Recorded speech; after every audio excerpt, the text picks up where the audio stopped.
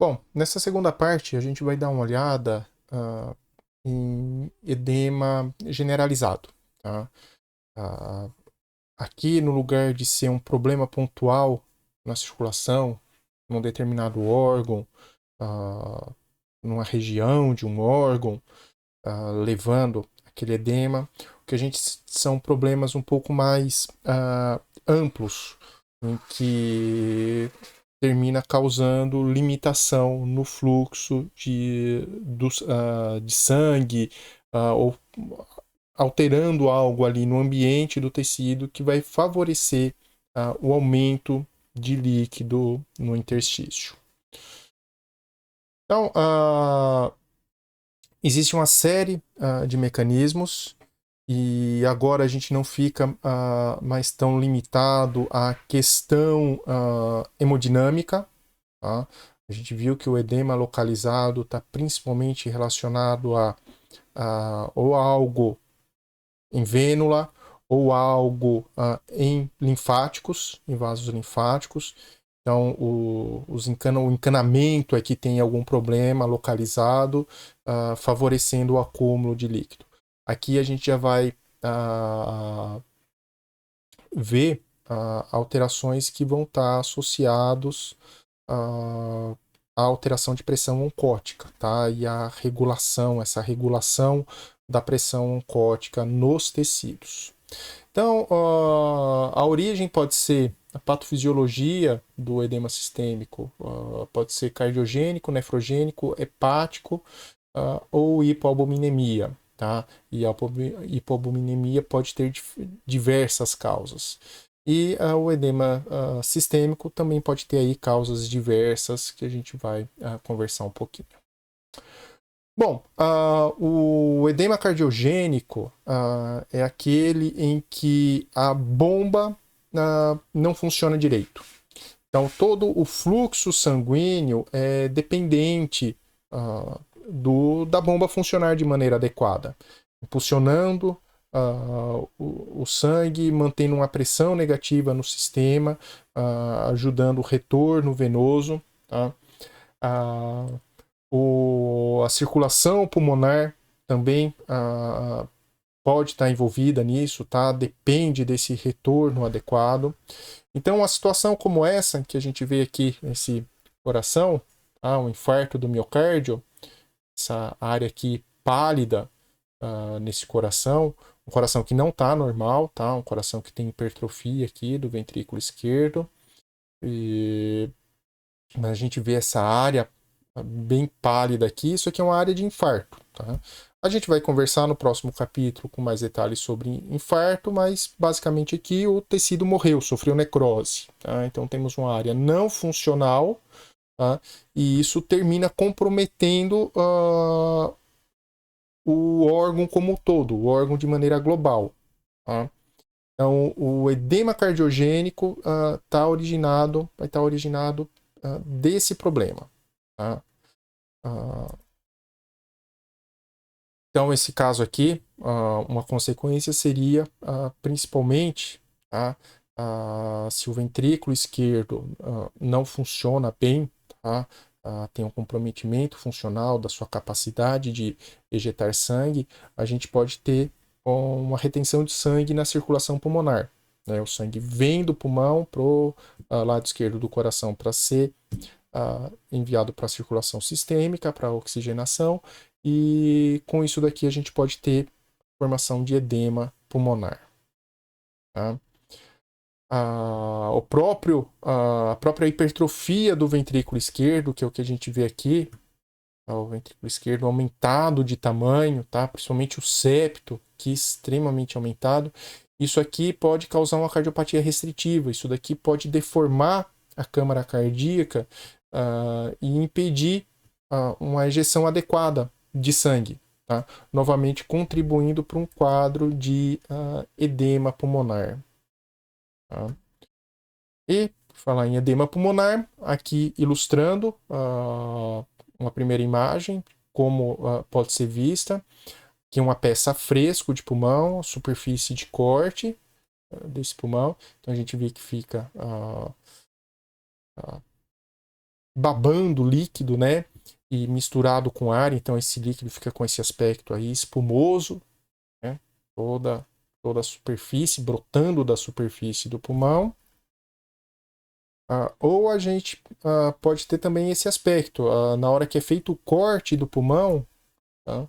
Que é a faca, foi feito o corte, a gente vê esse extravasamento aqui de líquido. Um pulmão normal, na hora que é fatiado, a sua estrutura, ele não. Lógico, o instrumento de corte vai ficar úmido, mas a gente não vê esse brotamento de líquido de forma muito evidente, se acumulando aqui no fundo, tá? De um recipiente. Então, tudo isso aqui significa que os alvéolos estão cheios de líquido, e a hora que a gente corta, expõe essas cavidadezinhas, né, que são os alvéolos, esse líquido termina extravasando. Tá? O edema no pulmão é uma situação em que a gente consegue, num corte histológico, ver de maneira clara que houve acúmulo de líquido ali. Então, quando a gente olha isso aqui, um corte histológico de pulmão, os alvéolos, a gente vê esse material róseo no interior, com bolhas. Isso daí é um indicativo de que houve edema nesse pulmão. A gente não vê o líquido, lógico, o processamento histológico, a gente retira a água, né? O tecido é desidratado, então a água é retirada. Porém, sempre há um excesso de proteína, e essa proteína no processamento termina coagulando, fica ali aprisionado dentro dos alvéolos, e no corte histológico a gente vê isso daí. Um outro sinal é esse acúmulo de sangue, tá? Que é a hiperemia. Mais um assunto para a próxima aula. Então a gente vê aqui hiperemia, excesso de sangue nos septos alveolares, os capilares cheios de sangue, e isso indica um aumento de pressão hidrostática, consequentemente esse líquido vai extravasar. Como a matriz extracelular tem pouca matriz extracelular aqui para capturar esse líquido, tá? Nos proteoglicanos, no glicosaminoglicanos, esse líquido termina extravasando para o interior dos alvéolos, que é o que a gente vê aqui nesse esqueminha, né? Aumento de pressão hidrostática nos vasos, levando à saída de líquido que vai acumulando. Como tem pouca matriz extracelular para absorver esse líquido termina acumulando no interior dos alvéolos. Lógico, isso causando um comprometimento, dependendo da extensão, um comprometimento importante da capacidade de troca gasosa dos indivíduos. Por isso que se fala tanto agora em tempos de Covid, de saturação de sangue, tá? Que o paciente fica com a saturação baixa, porque por causa do quadro ali inflamatório, e aí não é só líquido, é pus, é resto de célula morta, preenchendo os alvéolos pulmonares, impedindo que haja essa troca de gases na superfície do alvéolo pulmonar. Tá? Normalmente, o edema pulmonar vai estar associado no choque cardiogênico, no edema cardiogênico, a insuficiência, algum problema no ventrículo esquerdo, principalmente. Tá? Quando o paciente tem problema no lado direito do coração, tá?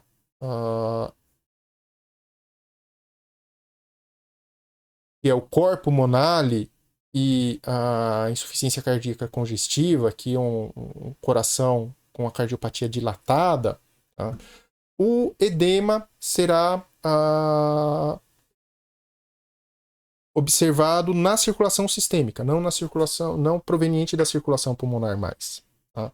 Simplesmente aqui o retorno venoso tem um comprometimento. Então o paciente vai ter perna com edema, tá? Inchado, isso pode comprometer função de órgãos e levar a ascite, por exemplo, tá? Acúmulo de líquido no peritônio. Então aí a gente vai ver mais na porção inferior do corpo esse acúmulo quando a gente tem caso de insuficiência no ventrículo direito, paciente com insuficiência cardíaca congestiva, vai estar associado a cor pulmonale e a cardiopatia dilatada. O cor pulmonale pode estar associado ao edema pulmonar, pois o edema pulmonar persistente pode levar a uma alteração no parênquima pulmonar, tá? Aquele quadro de hiperemia, congestão, levando a um quadro de hipertensão pulmonar, tá? E esse quadro de hipertensão pulmonar reflete numa hipertrofia do ventrículo direito, que a gente vê aqui, tá? Isso aqui é o ventrículo direito, não o ventrículo esquerdo desse coração, e esse quadro de hipertrofia, aumento desse músculo, a gente chama de cor pulmonale, tá? E a consequência principal que a gente vai terminar observando é isso aqui: edema em membro inferior, tá? E essa congestão, esse acúmulo de sangue, essa diminuição do retorno venoso, novamente, isso aqui favorece a trombose venosa profunda, e isso termina se refletindo numa insuficiência valvar venosa, tá? Se tornando num problema crônico o edema. Tá? Então, mesmo que eventualmente a condição cardíaca seja revertida, por esse paciente ter permanecido muito tempo com as veias no estado desfavorável, tá? Cheios de sangue, isso leva a insuficiência permanente venosa, e aí o edema vai ser constante. Tá? Lógico, isso aqui pode ser minimizado, tá? Ajudando o sistema linfático, por exemplo, massagem, tá? Usando técnica adequada com o fisioterapeuta de massagem, isso pode, os vasos linfáticos podem ser ajudados a ser drenados, essas veias, porém é um problema que vai persistir, termina não tendo solução. Tá? Uma outra questão da insuficiência cardíaca congestiva dentro do edema é porque isso pode formar um eixo, tá? Junto com o sistema renina-angiotensina, tá? Favorecendo a retenção de sódio no paciente, tá? E se retém sódio, retém líquido também, tá? No meio extracelular. Então, a insuficiência cardíaca vai estar associado a um aumento de pressão capilar hidrostática, e isso a gente vai ter uma diminuição de fluxo sanguíneo nos rins. E sempre que o rim detecta uma diminuição de fluxo, a resposta vai ser ativar o sistema renina-angiotensina, tá? E aí vai haver produção de mineralocorticoide, aldosterona, aumentando a reabsorção de sódio, tá? E se retém sódio no corpo, retém água também, porque é uma tentativa de aumentar o volume de sangue. Só que o problema não é diminuição de volume de sangue, o problema é de fluxo, tá? E esse excesso de sódio e água, tá? Lembrando, o domínio do sódio é o meio extracelular. E esse sódio vai ficar no meio extracelular retendo água ali. E isso vai causar uma sobrecarga em todo o sistema de recuperação de líquido para dentro do compartimento vascular, tanto veia quanto vasos linfáticos. Tá? Isso pode estar associado aí também a uma situação em que existe diminuição de plasma, tá, no sangue, então malnutrição, diminuição de síntese hepática de albumina, síndrome nefrótica, que é uma situação em que o paciente perde proteína na urina, e isso levando à diminuição da pressão osmótica plasmática. Tá? Mas dentro da insuficiência cardíaca, não só a questão mecânica está envolvida, mas a questão de pressão osmótica também por retenção de sódio nesses indivíduos. Então, a condição, quando a gente tem uma condição extrema com retenção bastante de líquido no corpo como um todo, a gente chama isso de anasarca, que são fotos de crianças, mas isso em adulto é a mesma coisa, onde a gente vê inchaço nas pernas, tá? Abdômen distendido, globoso, arredondado. Esse tipo de situação aqui é bastante comum de ser observado em síndrome nefrótica, onde o paciente tem um edema na face, tá? Bochechas, tá? Região periorbital, toda essa região de face é rico em tecido conjuntivo frouxo, e esse tecido conjuntivo frouxo tem bastante substância fundamental amorfa que ajuda a reter líquido nessa região, por isso essa face aqui inchada.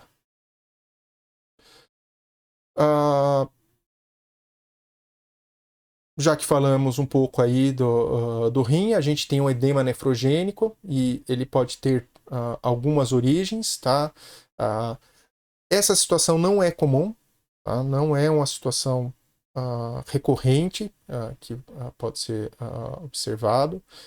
Então, a origem pode ser glomerular, então síndrome nefrótica, tá? Levando a proteinúria. Paciente com glomerulonefrite, inflamação, infecção envolvendo glomérulos também pode interferir na função glomerular, levando a perda de proteínas na urina, tá? Então aí o que a gente vai ter, levando o edema, é diminuição da pressão oncótica, tá? Constrição de arteríolas aferentes, tá? Então, qualquer situação que faça com que as arteríolas contraiam e até mesmo artérias,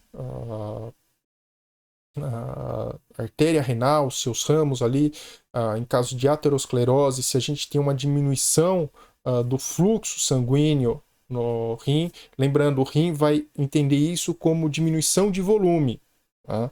O rim não tem como saber que existe alguma coisa ali limitando o fluxo. Então, novamente, renina, tá? Sistema renina-angiotensina, formando o eixo com aldosterona, vai reter sódio.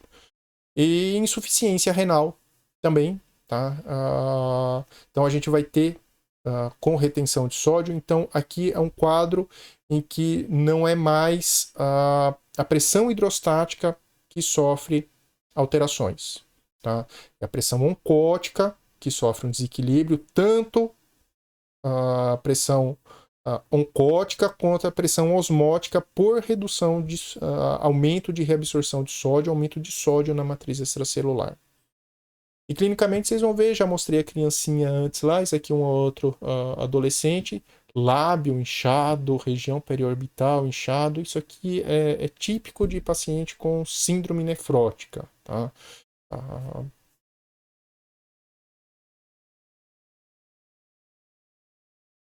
Seguindo em frente, o edema de origem hepática, então isso vai estar associado novamente à pressão osmótica, oncótica.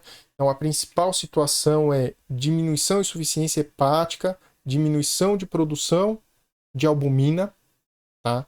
Então o sangue tem menos albumina, a pressão oncótica, tá? Fica reduzida e ela tem uma importância para o retorno de líquido para o compartimento venoso. Então vamos ter excesso de líquido, sobrecarga do sistema linfático e isso termina levando a edema. Tá? A cirrose hepática, a gente pode ainda ter compressão de vasos linfáticos, tá? A região hepática, e isso contribui aí para ascite, tá? Para acúmulo de líquido no peritônio. Então tá aqui um aspecto macroscópico, vocês já conhecem, um fígado com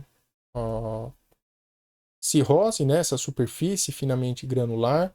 O grande impacto disso daqui é desestruturação de todo o sistema circulatório dentro do rim, tá? Com fibrose, tá? Comprimindo estruturas aí, com aumento de resistência a fluxo sanguíneo. Então, isso, invariavelmente, esses pacientes desenvolvem um quadro de ascite e pode ter um quadro mais sistêmico generalizado devido à insuficiência, à hipoalbuminemia.